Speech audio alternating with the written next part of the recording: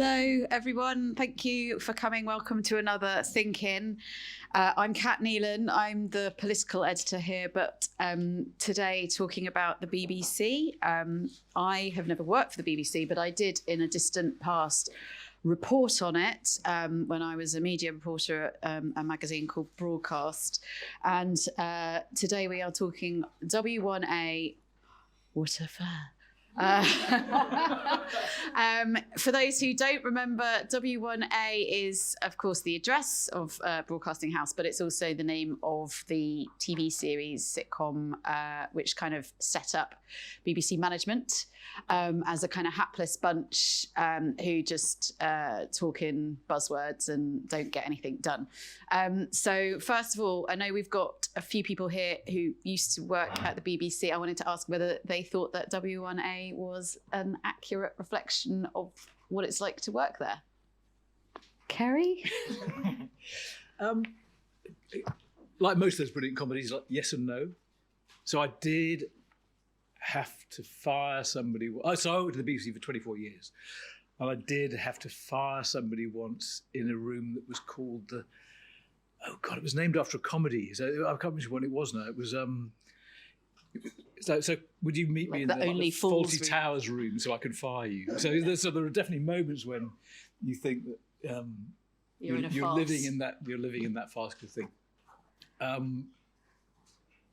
So it captured a kind of spirit about the place, I think, that wasn't too far off the mark. And do you think it was unfair on the management that are there? I mean, it's not. I wouldn't worry too much about being unfair to management, even as a former manager. I think look, it's totally fair. It's a national institution. It's fair that people will lampoon it, criticise it, make comedies about it, make documentaries about it.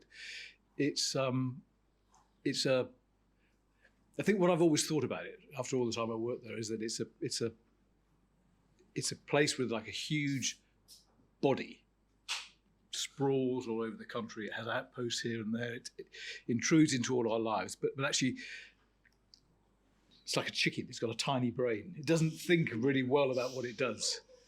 So that there aren't. I remember they made a documentary a year into Trump about the New York Times, how the New York Times dealt with Donald Trump. And it was full of these really interesting conversations about the challenges of doing journalism in that kind of polarized post-truth environment. And they were really wrestling with this stuff. And I thought you'd really struggle to make that about the BBC because there's not enough thinking in there about what it does and why it does it. Well, that's quite damning.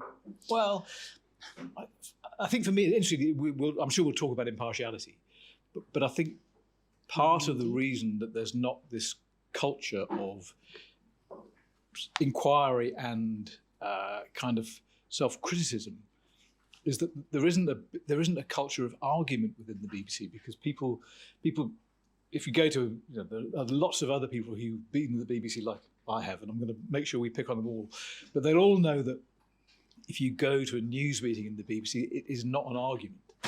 It's a reading out of lists of things that you could do, because nobody wants to take a position because this idea of impartiality runs, in a way that's unhelpful, I think, right through the BBC. So you can find yourself sometimes 2 or 3 days into a story thinking, I don't really know what I think about this because I haven't had an argument with someone to test what I think, to hear what they think. People just,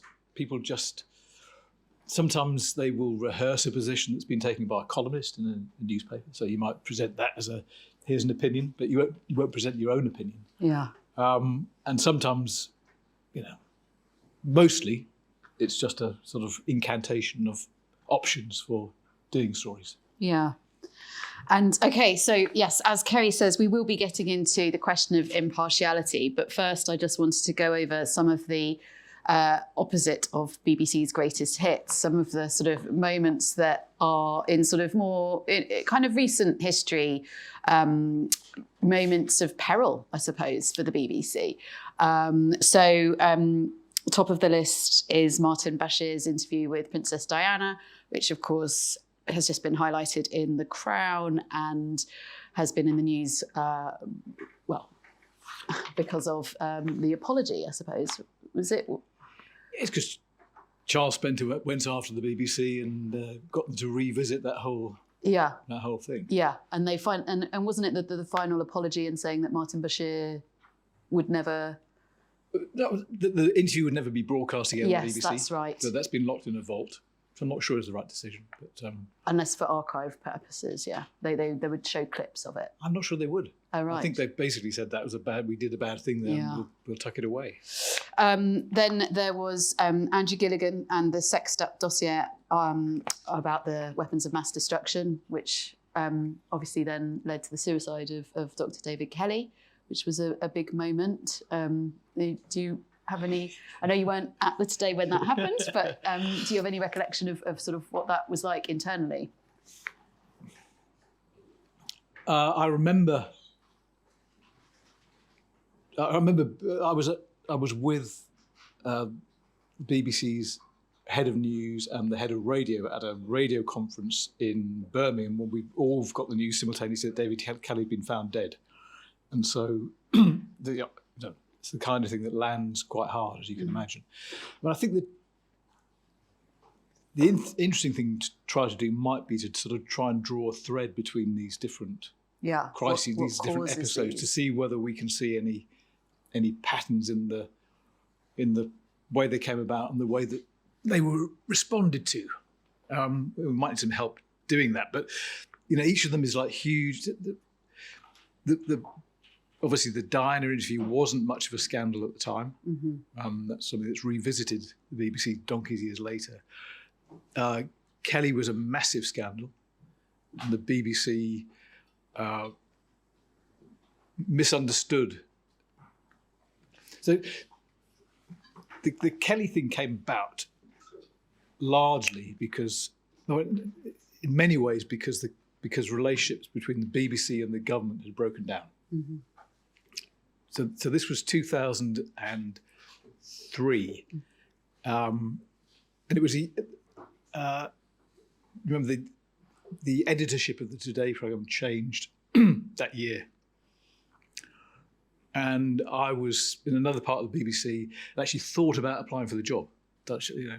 And went to see a couple of cabinet ministers to talk about what they thought of the programme and whether just to help me make up my mind about whether I could apply or not.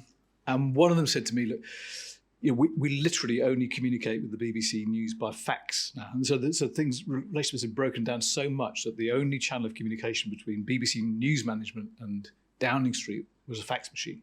They never talked to each other." And I sat there with this person I knew and said, "This is not going to end well. You can't have the national broadcaster and its news division having no kind of dialogue with the government at all." No. It's impossible to imagine these days when communication is so back and forth. Yeah, and so you ended up then, I think, with this hostile groups. So you ended up with a position where that Andrew Gilligan sexed up thing is something the BBC should have spotted and apologised for quickly, but it didn't want to apologise. It didn't want to apologise about facts. You didn't have the kind of, just the dialogue between the BBC and the government that would have allowed that to have been sorted out, dealt with, and everybody moved on. And picking up on your idea of looking at threads, obviously we know that Martin Bashir was sort of really wanted to land the big interview. Was there a sort of element to Andrew Gilligan trying to make his name? Is this a sort of journalist's sort of ego trip thing? Yeah, I think the thread potentially between the two of them is that were two journalists that the BBC obviously didn't have very good control over. So Andrew Gilligan came from newspapers, operated in a really weird way, would never show his scripts to the editor of the programme until just before he went on air, if at all. So there was a sort of lack of editorial control there over what he was going to say and what he had, what his sources were behind it. And Martin Bashir was sort of,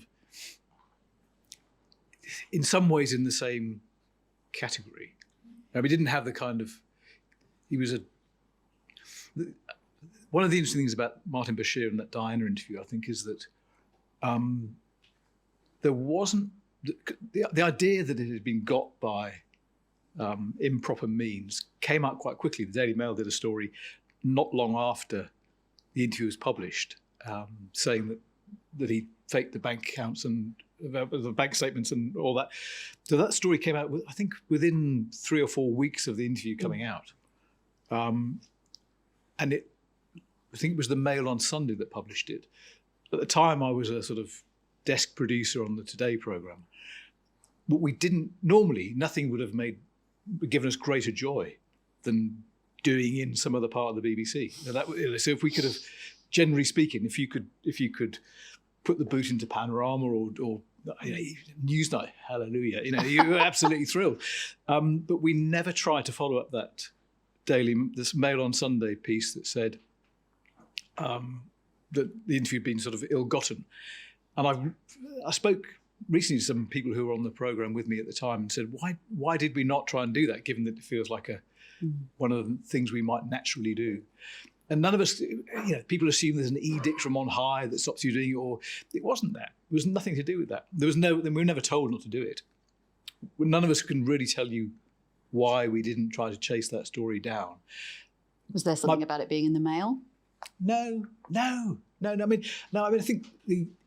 I think honestly, we were in that era slightly jealous of the kind of the way the tabloid press was operating. That we were sort of jealous of their checkbooks and their cunning. Mm-hmm. And when we saw someone like Martin Bashir doing something that felt a bit edgy, I think we, in a sense, you felt that kind of, he's playing by the rules that we're not normally allowed to play by, and a touch of good luck to him. Okay. Anyway, that's my best explanation anyway. So moving from those two quite serious issues to one that was a bit more frothy but still resulted in the resignation of the BBC One controller Peter Fincham, which was Queengate. Does that stir any memories in you? Remind me. No, I can't remember very much about it at all. Tell me. It was a trailer that made the Queen look like she was walking out of a photo shoot in a huff, and she wasn't. I think that's in the kind of cheap seats of BBC scandal, so I wouldn't spend too much time on it. I'm not sure. Russell Brand and Russell Brand. Go on then, tell us about. It was a much bigger deal because it happened in the summer, and I think someone was in Sicily and they had to get a private plane back, and it took them several weeks. Mark Thompson, I think, was the DG, wasn't he, at the time? Do you remember that? That was a much bigger deal, and the BBC reacted to it really slowly, and then it overreacted and overcorrected and created a huge, great bureaucratic system of compliance now for pre-recorded programmes that still exists. And perhaps that has some parallels with the Lineker scandal that we're just going through now. Okay, well, and then the next big scandal on my list, but perhaps I've missed a few, was the Jimmy Savile stuff, which of course resulted in the departure of the DG, George Entwistle, who'd only been there a few weeks, and just kind of lost control of the whole thing. And Kerry, do you want to talk about your part in his downfall? I think it's kind of interesting to try and categorise these moments into Queengate, I think, relatively trivial, totally survivable, and then these other moments when you see the whole edifice wobble, and Savile was absolutely that split the organisation in a bunch of ways. It called into question the sort of fundamentals of quality of the BBC's processes and its journalism and its safeguarding and a whole heap of things. But it was it was particular. I'm conscious, Kat, that we're kind of, given the title of this, that I'm always trying to look for links between those past moments and this question of what the BBC does now. Yeah. And I think in the case of Savile, I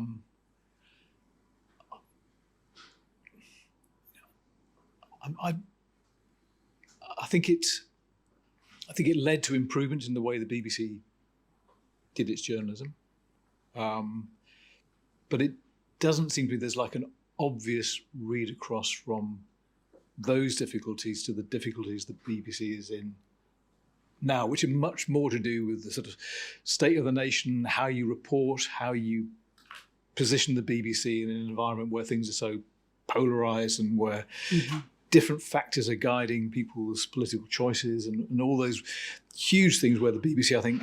I mean, I bring it up, I think, in part because I think that was a moment when the public's trust was shaken in the BBC. And I think, you're kind of looking at it from an outsider's perspective, although it was obviously 10, 11 years ago now, I think it's still something that people think about in relation to their view of the BBC. Yeah. And also I was talking to Jasper about this, and you talked about how it sort of...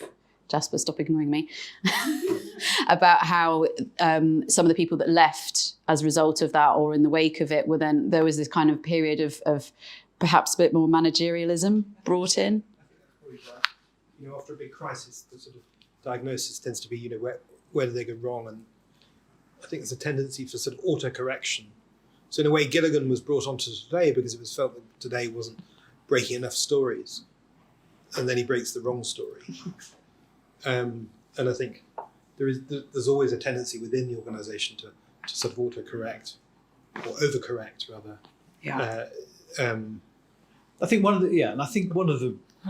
to go back to something I said before, this question of whether the BBC's brain is big enough for its body. What you don't have in the aftermath of Savile is a really kind of interesting, intense internal discussion about what went wrong there. And so people are left to interpret themselves what the mistakes were, what the corrections might be. There are some, there'll be some courses that people go on that are that decreed. But generally speaking, far, far too much is just kind of assumed and internalised by people who work there. And I think what that leads to is you never really know what the effect... You have to assume that all these crises will have had a huge effect on the way that BBC News people think about their job and go about it. But you can't really say what it is because they've assumed too much of that themselves rather than it being a sort of, a proper big open conversation. You think people go into sort of protection mode rather than reflection mode? I think, after Hutton, after Savile, after, even after Gary Lineker, people will just making their own minds up as individuals who work for the corporation about what this means for the way they do their thing.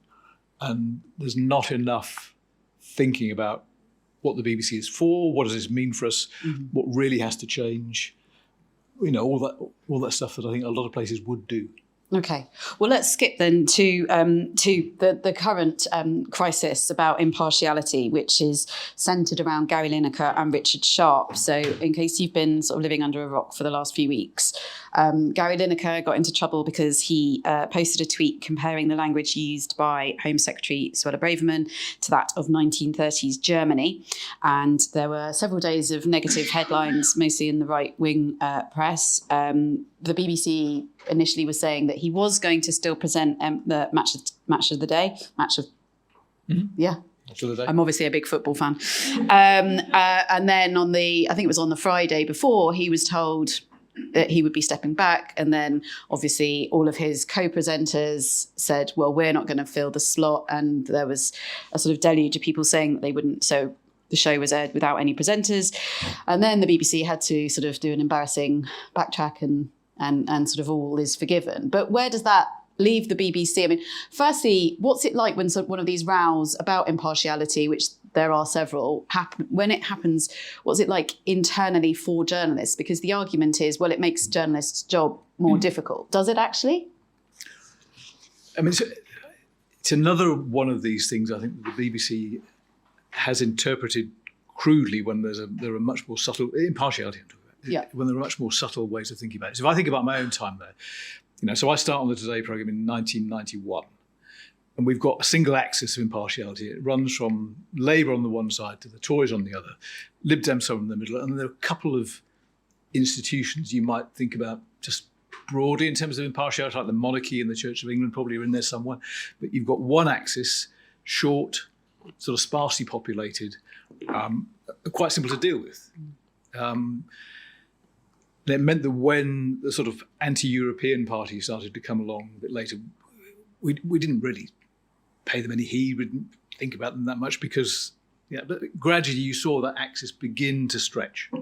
So, after a while, you do begin to take the anti-European parties seriously. You do add the SNP into that thing and Plaid, and so it becomes more heavily populated. But what's happened recently is that you've got this whole other axis, which is to do with culture and identity and a whole set of things that were never on, never part of the graph that we had to play by. And I think the BBC's real struggle is how it deals with that new axis, because you can't ignore it, because it's where people are making up their minds on how they vote politically. Yeah. And so you've got to pay attention to it. But how you deal impartially with race, culture, gender, all those things, is something that has split other newsrooms. You can see that. I think in the end will cause some real problems with BBC News that it hasn't seen yet.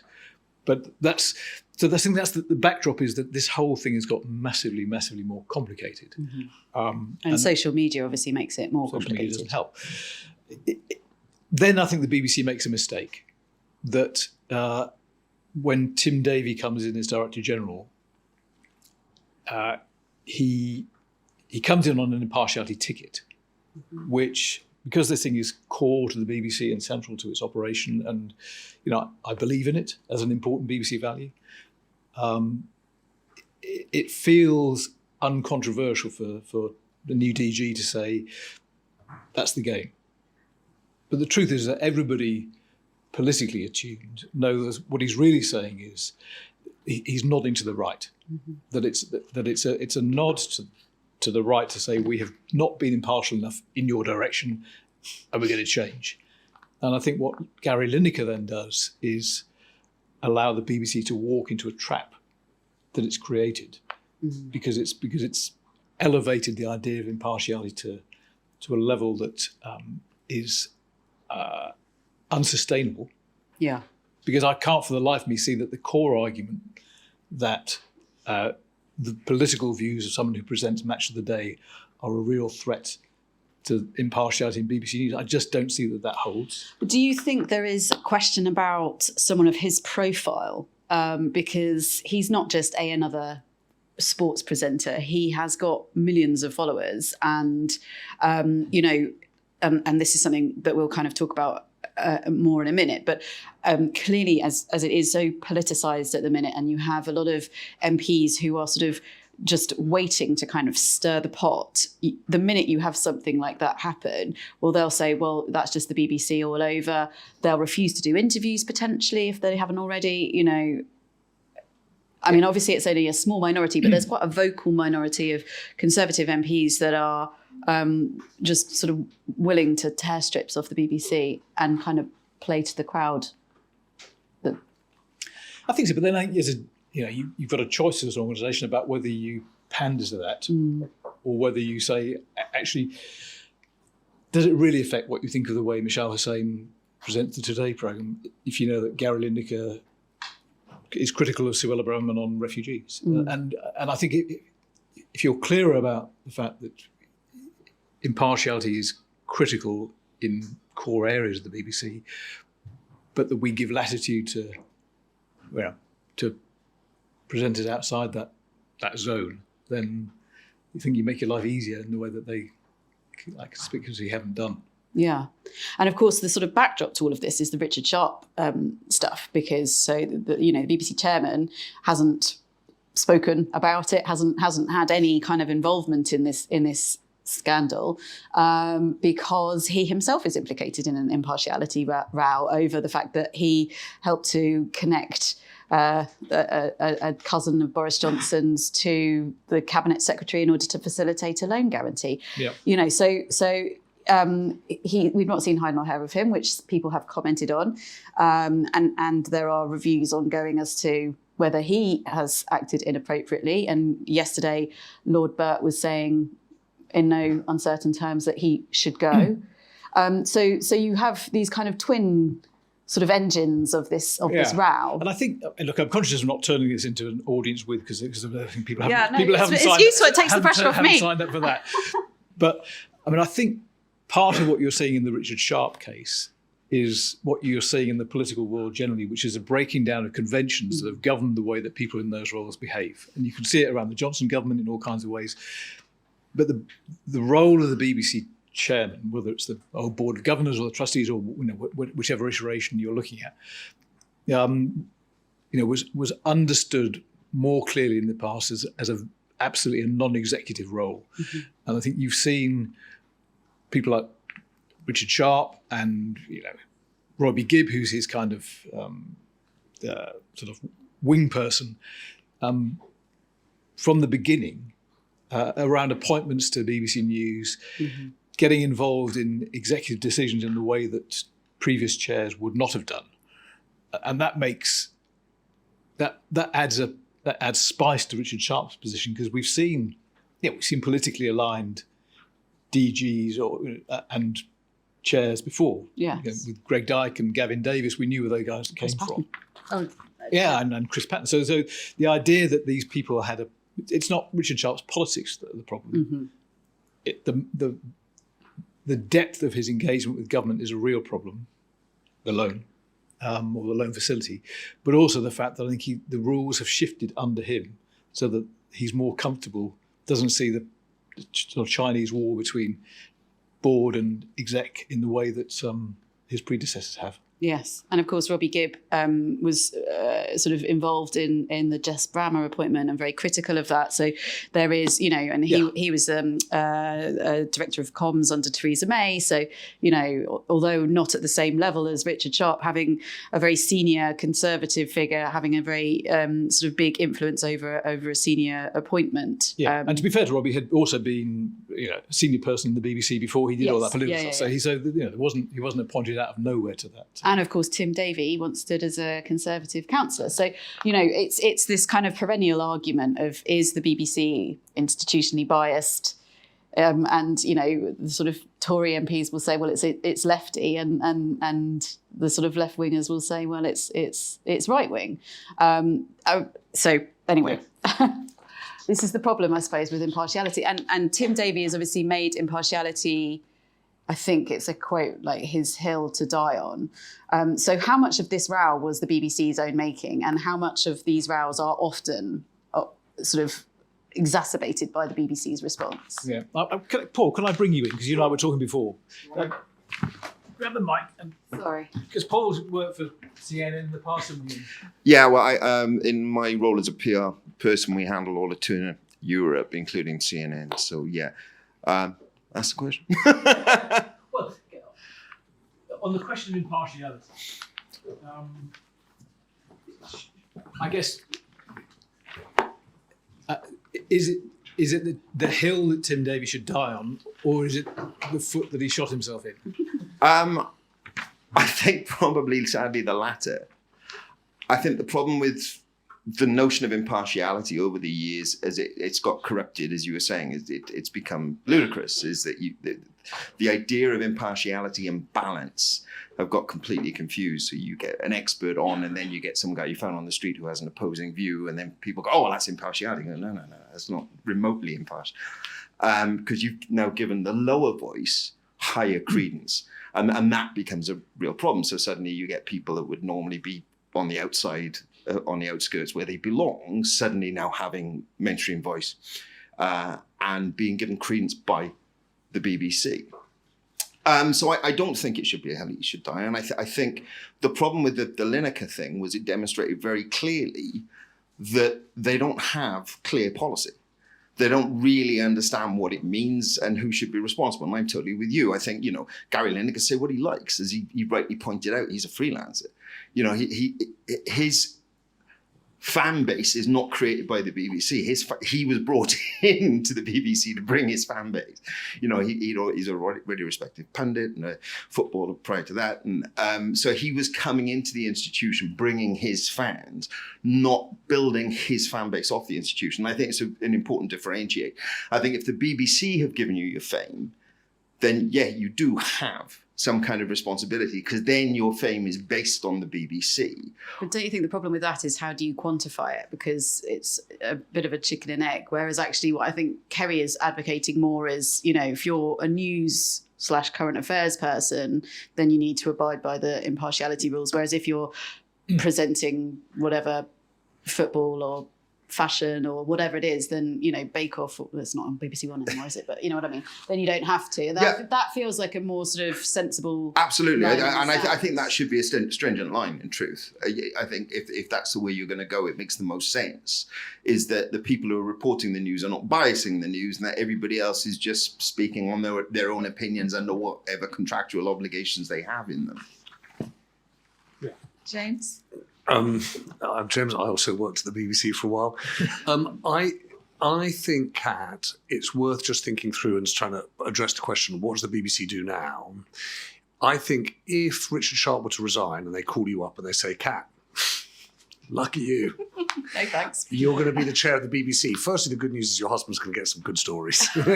He's the media correspondent of the Times, so he'd really appreciate it.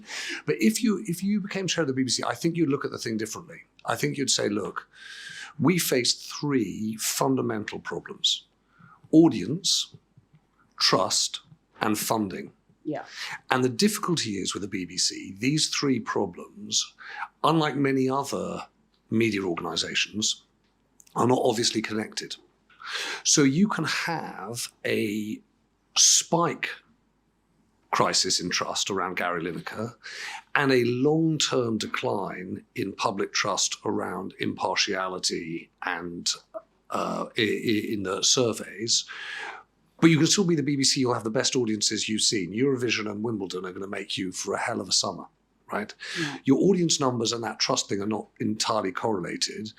And we might be missing a story that one of the really extraordinary successes of the BBC, going back to John Burt, is iPlayer, because it's not just the fact that it's available, but if you're following the numbers and you're sitting in ITV or you're sitting in Channel 4 or Channel 5 or even Sky, you're thinking, wow, how is it possible that the BBC has got the best UK streaming service and it's just serving BBC content, right? Mm-hmm. So there's some things we're missing, but if you take the view that says, look, there are 3 things we've got to think about: audience, trust, and funding, you would deeply worry about all 3. The audience problem is that you're built for universality, but you massively over-index old, right?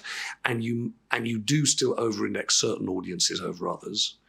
Your trust problem actually is that you're going to be inevitably the lightning conductor of the culture wars, and the culture wars are more polarizing. So Kerry's exactly right. Your impartiality problem is not blue, red, left, right. Your impartiality problem is monarchy, gender, Black religion, etc., all of that. Hockey.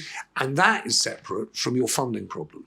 Yeah. Right, and your danger is you try to fix your funding problem and you lose trust. So I think the what does the BBC do now question, if you were to distill it into some real questions, one is, do you need to move to an independent process for appointment of the chair, right, away from essentially appointment by the Prime Minister?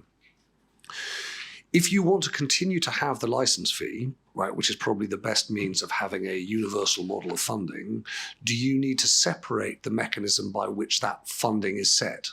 So it's no longer set through DCMS, Chancellor and Prime Minister, because you essentially got politicians making a judgment on the most powerful editorial and cultural organisation.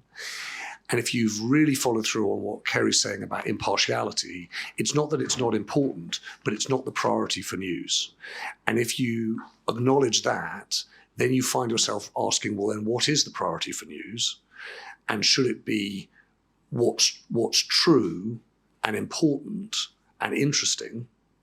And those essentially require editorial judgments and editorial freedoms at the top of news that are not being essentially constrained or manipulated by a requirement of impartiality. You're not using impartiality as a trap for political interference in the news.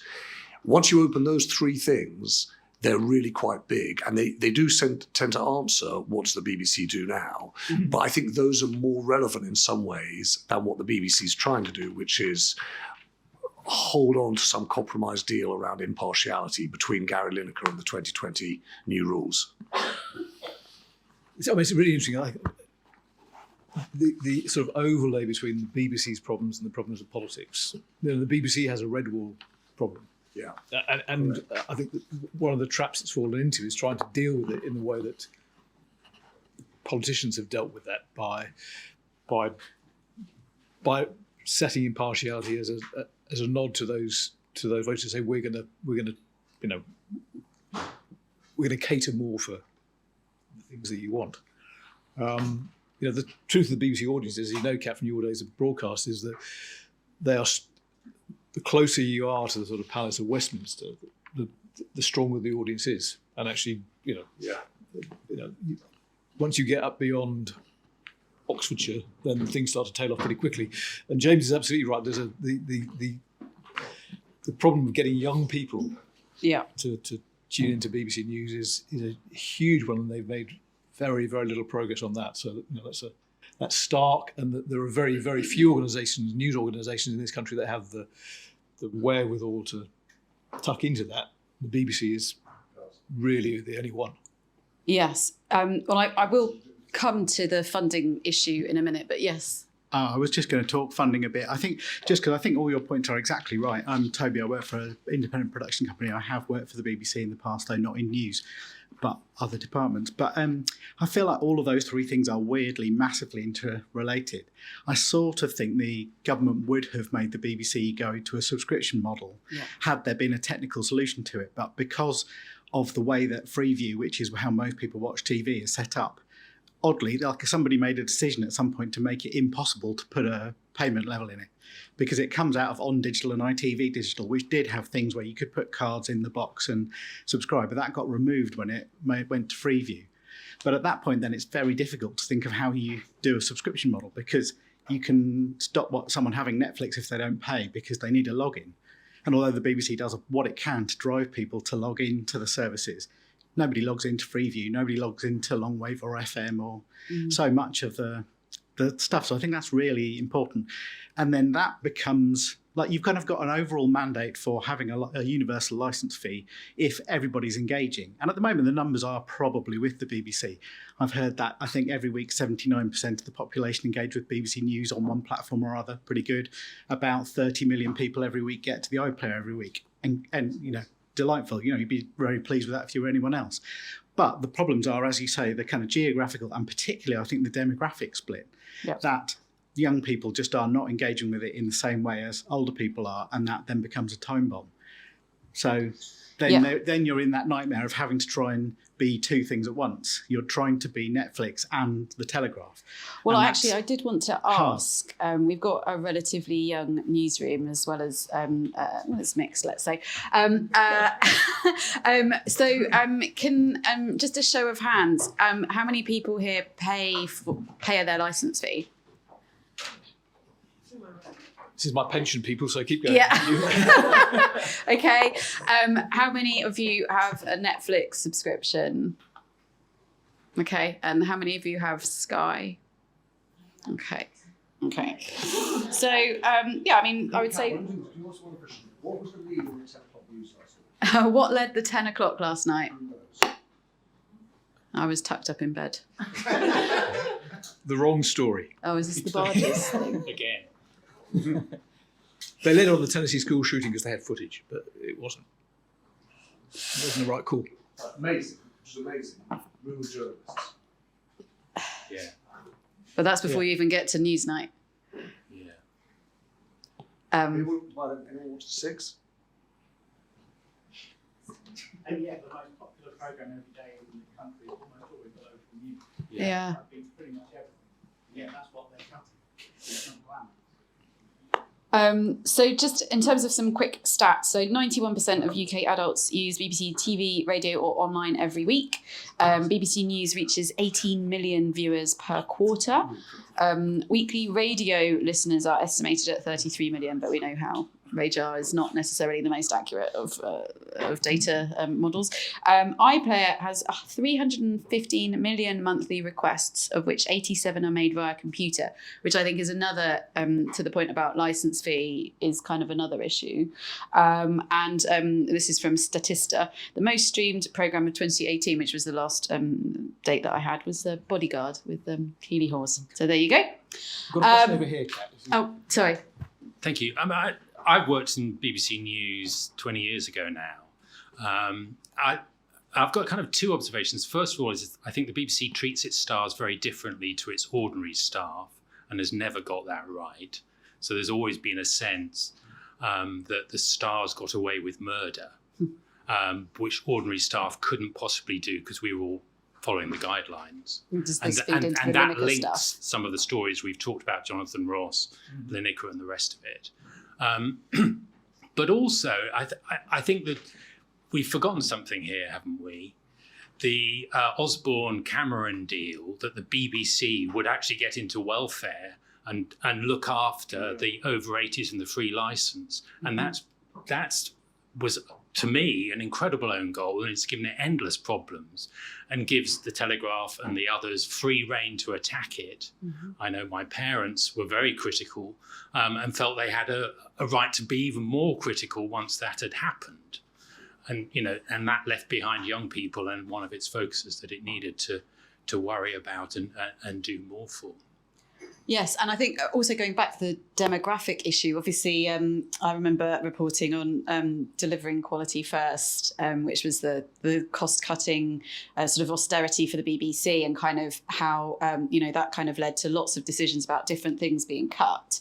And some of those decisions seen through the prism of perhaps the sort of older execs at the time not thinking about things like BBC Three as a feeder for the future watchers of the BBC. And, then you have things like the Six Music kind of threat to cut it and then having to backtrack because they hadn't anticipated how popular that was. There is always the kind of theory that that's the reason they do it, just to sort of remind everyone that these things exist and how much they love the BBC. But James, you're shaking your head. That's just a wild conspiracy theory. No. The BBC Three, they're two separate things. I think that, sorry, I'm James, I didn't name. Charles. So I think you're right about the decision on the free licence fee, the paid licence fees for, what was it, over 75s originally? Over 80s, I think. Was it? I think. I think somewhere around it. But it was over. So I don't think the issue there is. The issue is whether or not the government should pay for that or the BBC should pay for that. Someone should pay for that. The principle of living in a country where people over 75 are getting the BBC for free feels like a good thing and a right thing. And I really did try and think that through at the time. Should everyone pay, universality, etc. The issue was, if you do park that back with the BBC, that's essentially just a massive cut. And that was the problem. It was just a huge cut in funding. And that's why I said that point about audience trust and funding. The funding judgment is actually a fundamentally different one, which is, how big a BBC do you want? What do you want it to do? So my argument would be, everyone says the BBC is still trying to fulfill that Reithian promise, inform, educate and entertain. I think it's a stretch to say it's a great force for education, particularly in a world in which people are getting older and we need more adult education and more skills through our lifetimes. If you got behind the BBC to do that, to be a force for education, I think that would be good, but you'd have to put more money behind it. Just the BBC Three point, I think the really interesting thing is the take-up of new technologies is so uneven in generations and geographies, but also over time. And so the BBC Three thing that was really odd was, oh, hey, look, everyone's looking at their phones, everyone's on their computers, particularly the young people. They're not going to want a linear television channel. That's so old. Turns out the linear television channel anchors all of those other behaviors, and people didn't see it until that linear channel went away. And that's the reason why you can see that they've tried to bring something like that back. I just want to slightly do a little pivot because Nina is our Ukraine correspondent and worked for BBC World Service for a while. So I just want to talk about what it's like from her perspective about what some of the sort of pressures on the BBC have meant in terms of cuts to the World Service. Yeah, thank you, Kat. I was the editor of the BBC Ukrainian service, and I was hired straight after the BBC cut a few radio programs in a few countries and switched their main product from radio to online. And it wasn't, I think it was a short-sighted policy of the Foreign Office to do that, because I will just name the countries where the radio broadcasting has been cut down, and you will see yourself. So it was Mandarin Chinese, Spanish for Cuba, Turkey, Turkish service, Vietnamese, Russian, and Ukrainian. In most of those countries, there were problems with democracy, and they became even higher. In Ukraine, I would say at that time there were less problems with democracy. It was a wild oligarch-controlled media market, but there was a democratically elected president, but he turned out to be pro-Russian. It was Viktor Yanukovych. And after these cuts in 2011, he started pro-Russian course, and basically Putin offered him a deal to sell Ukraine for gas price discount. And that's why the Revolution of Dignity started. And Ukrainian service was at the point when the team should work round the clock, and there were not enough resources, as well as in the BBC Russian and other services who covered that. And then the Foreign Office decided in a few years that it's not the right thing which was done. And Serbian service, which has been closed down in 2011, was reopened. And then Ukrainian and Russian and other services, mostly post-Soviet countries, were given with additional staff. But a few years, it was quite difficult, and people were struggling to cover the events properly. And in terms of impartiality, accuracy, and fairness, which are three key things which the BBC delivers across the world, I would say for the countries with less developed media market, it's extremely important, because as an editor, I remember spikes of audience coming to the website to check the information, because Russian propaganda and Russian fakes were attacking Ukrainian media landscape massively. And as soon as there was a fake thrown into, the audience came in a massively high numbers. So we could see immediately how important was it. And that is why I think the fighting against the authoritarianism in those countries is extremely important. It's not the counter-propaganda, as some people say. It's not balancing the authorities' statements with counter-statements. It's just showing the things as they are. Let the picture tell the story, show what's going on, and let people make their minds. And ironically, seems easier to do in a foreign country than in our own. Okay, so that obviously speaks to the sort of trust that the BBC has held in certainly in Ukraine and presumably in other countries as well. Yeah, I just want to say that yes, on Facebook, when people shared something, other people said, "Oh, it's not on the BBC, so probably it's not true. I will wait until the BBC publishes it or not." And I remember a few cases, especially during the Revolution of Dignity, when we spent a few days of checking something and it didn't confirm, and we lost the time and resources, but we were right not to publish that. And then after the revolution, the annexation of Crimea started, the war in Ukraine started in Donbass, Russia controlled troops down the MH17, and there were a few amazing things which have been done by joint deployments of BBC Ukrainian and Russian. And it's very important that the whole BBC kept the same language, not saying that Crimea was like joined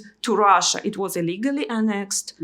And all the vocabulary about what's going on in Donbass, there were huge discussions in the public space of how to call those people, call them rebels or separatists or Russia-backed separatists. I think it's very, very important that both English language, Russian language, any language service use the same terms, which is a great evidence of the editorial integrity. Yeah, and I think actually having sort of been a bit snidey about impartiality, I think a lot of people here will use the BBC in a similar way, right? They'll see something and they'll go and double source it, make sure that it's on the BBC. Maybe they won't.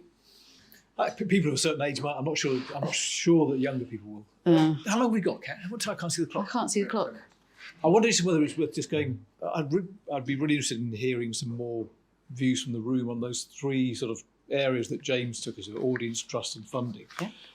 Because I think he's right. They are the big challenges. And here's Liz. Hello. So I'm a total puncher. I've never worked there. I've never set foot in the building. I absolutely love W1A. I think it's the best. I feel like I've been in that meeting even though I've never worked at the BBC.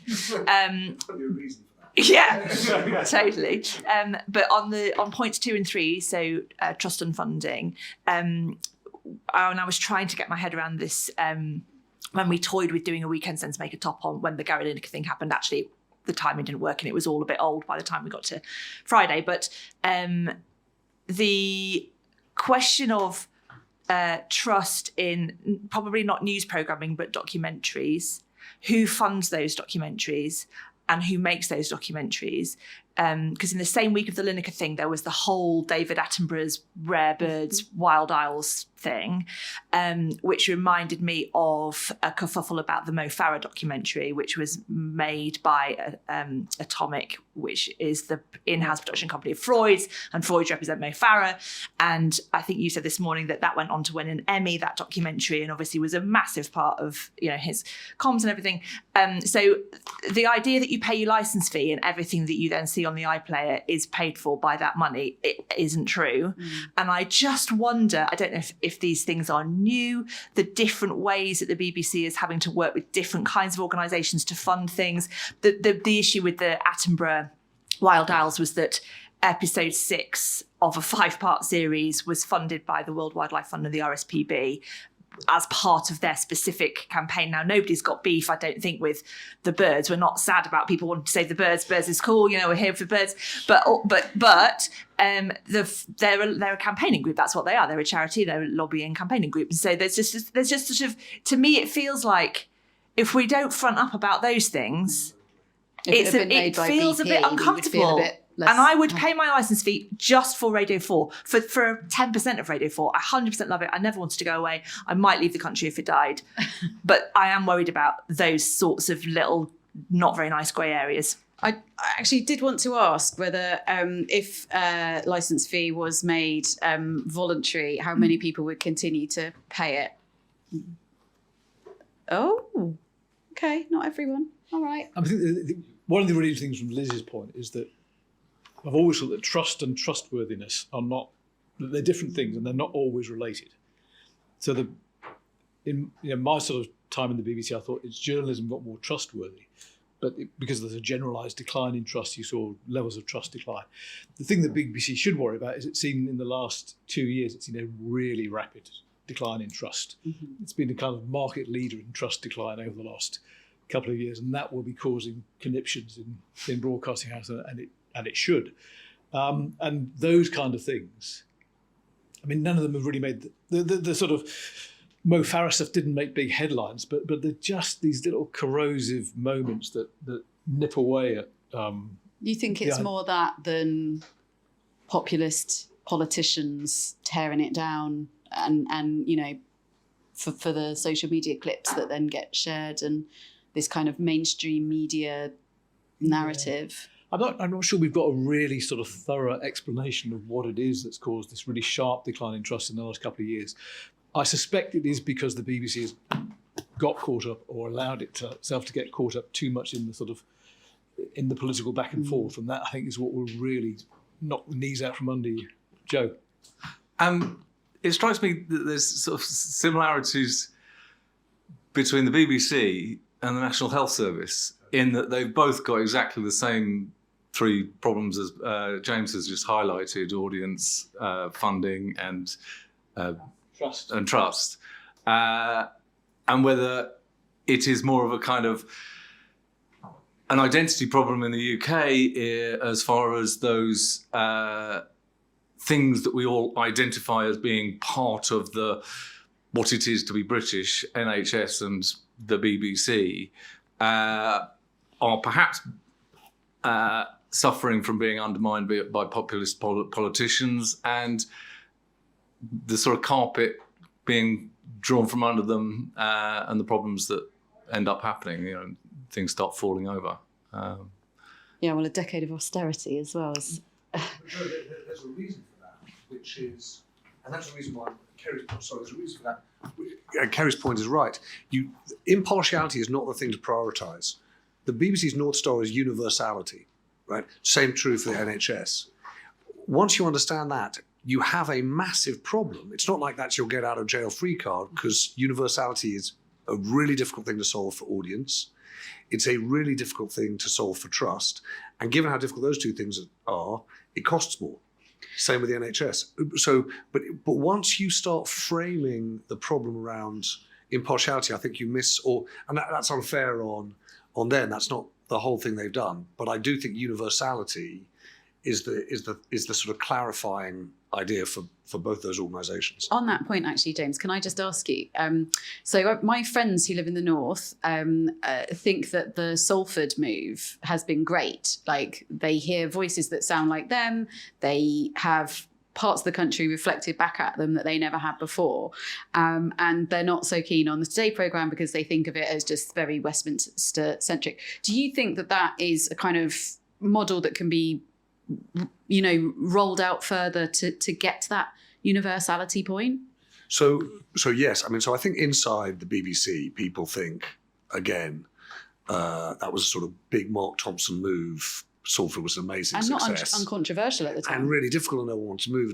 And actually, one of Toby's point, which is, I remember when I arrived at the BBC, discovering that the audience at the top of the six, right, is about 1 million less than it is at the bottom of the six, right? And you might say, well, that's because people come home. It's actually largely because people are getting closer to the local or, the regional news bulletins. So there is a real, there's a real interest in that. And it's incredible, it's incredibly strong still, but there's a funding issue.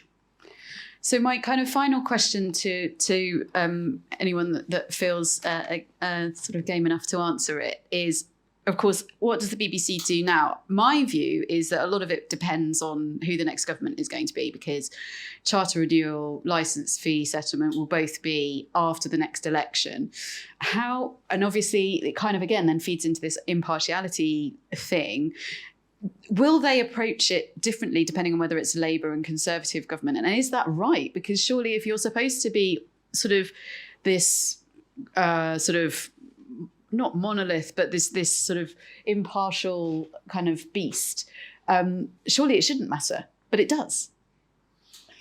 It will, yeah. I think it will in the sense that I think climbing down from the hill they're on impartiality, because I agree with James that universality is the big game, is a difficult thing, because both the Director General and the new Director of News have made impartiality the sort of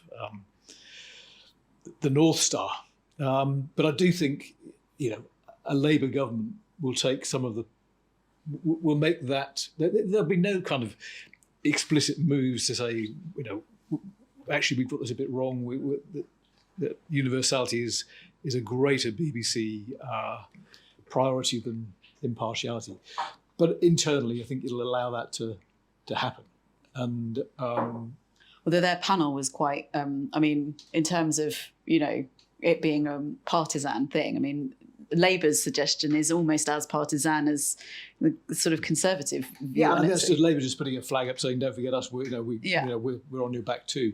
But the BBC does respond subtly, slowly, but unmistakably to political change, and I think you'll see that happen if you get a Labour government next year. Anyone else want to weigh in on what they think the BBC should do? I think one of their biggest problems is to know what to position themselves as now. Kerry and I were talking earlier, they were the leading force in terms of online streaming. They basically invented the idea. Their technological advancements were far outstripping everybody else's, and they decided not to invest in tech because they said this isn't the direction it's going to go. So I'm kind of with Liz, where I'm thinking that they should get rid of a lot of what they do and focus on the things that they do really well, and then have a voluntary sort of contribution system, looking at the hands that went up in the room today. So yes, for me, it's a focus on the primary things that they do really well to get the universality angle, and to get public support back on making it voluntary would probably be a way to go. Sorry, thanks. Thanks. One thing I wonder about is when the TV became the mass media, they stopped people having a radio license and made that free. And I wonder whether there's a relatively simple manoeuvre that might appeal to history, which is to say the same thing has happened again, and make TV viewing free and in some way enact a kind of digital license fee. It probably then wouldn't be direct on people. It would be like a toll taken off your mobile contract, your broadband contract, all of those sort of things. Maybe by doing that, it would be less for everybody because you'd have a kind of more or less compulsion to pay, and you wouldn't notice it quite so much because it wouldn't be in one big painful chunk. But that might be quite a good move, I think. I'm surprised they haven't mooted it. It's an interesting thought, but I think there's a sort of fascinating question about the licence fee, about whether it's like a binding mechanism for universality or a shattering mechanism for it. Because actually, I think I'm always surprised how well the licence fee payments hold up. I haven't seen, until recently, I know they've held up really well, despite cost of living crisis, despite everything. Actually, people's propensity to pay is still really high. And there's something about that sense of participation and ownership that maybe contributes to the national importance of the BBC, which you'd have to consider alongside a kind of micro payment system that would pay for it differently. I don't know for sure, but my instinct would be that there would be a kind of age correlation to propensity to pay for it. That the younger you get, the fewer people are either A, actually paying for it, or B, inclined to in that kind of way that my mum would never have thought twice about it. Yeah. And I think the whole Netflix argument has slightly taken a setback, because obviously there were ministers saying, it should be like Netflix, but then Netflix put their prices up quite considerably, and it's now more expensive than the license fee for much less content. So, this is the thing when you compare the BBC with the sort of free market. Sorry. I do think there's a generation thing with regards to the license fee. When I was growing up and young, I remember it was a legal offence not to pay your license fee. So I do think there's a legacy there, but for the younger generation, they're like, well, I don't watch TV and streaming. So I definitely think that there is a big difference in attitude as to what you grew up with. Next to you. Andreas, James, you said it's nice to be in a country where the 75-year and older don't need to pay. I mean, you could also make the argument, I think, that it was another pandering to the pensioners, and the ones who should really not pay is the young ones, because as they get older and more economically safe, they can actually more easily afford it. Yeah. And by the way, I do think Toby's point about the digital license is a massively interesting idea, because I think so I don't agree with you, Paul, about move to voluntary contribution. Just to give you a flavour of it, even the decision to decriminalise non-payment of the licence fee cost the BBC like a couple of £100 million. So the reason why the Telegraph and the Mail go at it is that they know it's material. £200 million in an organisation like that is really significant. right? In terms of, you know, that's way more than the amount of money that goes into local radio and TV and news. These are significant sums. So that's just decriminalisation. If you move to voluntary, effectively, you would throw in the towel on universality because you just wouldn't have the funds to reach everyone, right? The interesting thing, I think, is what you're saying there about a digital mechanism, is that what the BBC doesn't ever look at is whether or not there's a different funding mechanism that would actually result in a higher overall income to the BBC, and whether or not the existing mechanism, the license fee, skews towards certain people and certain age groups. Their worry is as soon as you open the issue of funding, it will either end up with subscription, mutuality, or voluntary, all of which led to a much shrunken BBC. So I think there's something equitable about that idea. I don't know how you would do it, but if you did it on, as you say, on what your broadband provider is or what your phone provider is, but if it was screen-based rather than TV-based, that's quite an interesting idea. And I'm not sure the BBC, I don't know whether Kerry, you know, or anyone knows, whether the BBC's ever looked at that. But I don't think even in the John Whittingdale review, they looked at it because for exactly the reason you said, as soon as he discovered that you couldn't kind of essentially weaponize Freeview, all the air went out of that. Okay, sorry, I know there's a couple more questions, but I think we're going to have to wrap up because we are well over time. So thank you very much for coming, and I hope you found that interesting. Thank you so much to Kerry, who really took a load on that. Thanks for watching that clip. If you enjoyed that, then we think you'll love these. Don't forget to subscribe, and if you want to join us live in the newsroom, head to tortoisemedia.com/book.